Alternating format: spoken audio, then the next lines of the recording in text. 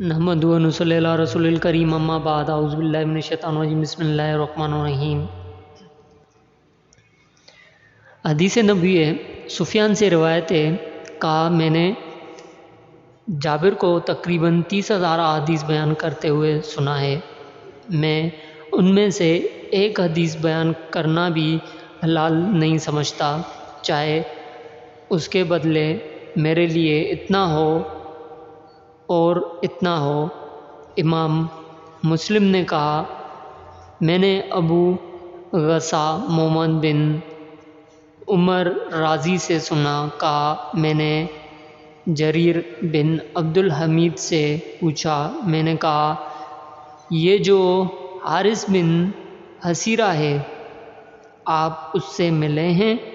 کہا ہاں، لمبی خاموشی والا بوڑھا ہے، ایک بہت بڑی بات پر اصرار کرتا ہے۔ صحیح مسلم حدیث نمبر 59۔ دوستو، اس ویڈیو کو ثواب کی نیت سے شیئر کریے گا، سبسکرائب کریے گا اور لائک ضرور کریے گا۔ السلام علیکم ورحمۃ اللہ وبرکاتہ۔